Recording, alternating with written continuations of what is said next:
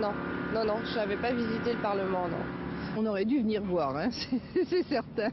C'était dans un cours d'éducation civique. Voilà.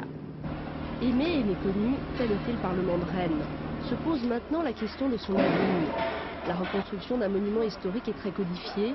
On va d'abord sauver ce qu'il reste à sauver, puis présenter des projets de reconstruction. L'ensemble de ces points de vue, de ces projets, seront soumis à diverses commissions, et en particulier la Commission supérieure des monuments historiques.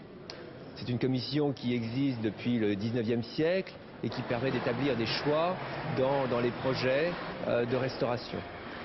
Projets et choix s'appuient évidemment sur ce qui a existé. En ce qui concerne le Parlement, on dispose de nombreux plans et documents. Ils ne suffisent pas. C'est tout le problème de ces jours-ci. Exemple, cette cheminée, elle est fissurée et risque de s'écrouler. Voilà pourquoi on a finalement décidé de l'étayer. Cette cheminée, c'est un élément de connaissance du bâtiment, et nous sommes là pour essayer de maintenir en place le maximum de choses pour avoir le plus de données possible pour restituer ce monument. En matière de reconstruction, chaque pays a sa manière de faire, plus ou moins conservatrice.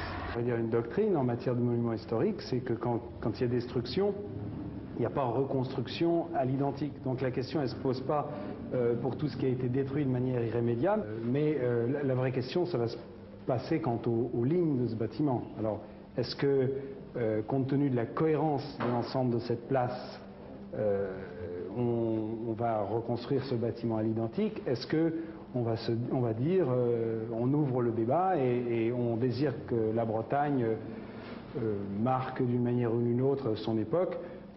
C'est l'alternative qui se pose. Et parfois, on ajoute, on modernise. C'est l'Opéra du Lion ou la pyramide du Louvre. Il y faut une volonté politique, l'envie d'innover. Rennes n'en a pas manqué en demandant à Norman Foster, l'un des plus grands architectes du monde, de travailler sur le Val. Un Norman Foster, certains en voudraient bien pour le palais.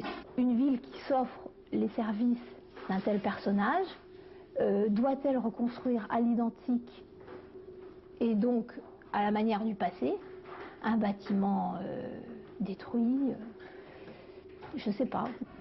L'idée, mieux intégrer le Parlement dans la vie des Rennais, qu'il soit toujours aimé, mais aussi mieux connu. Pour l'instant, il s'agit simplement d'un débat. Un débat où la justice aura son mot à dire, car peut-on concilier cour d'appel et ouverture au public? Rien n'est moins sûr.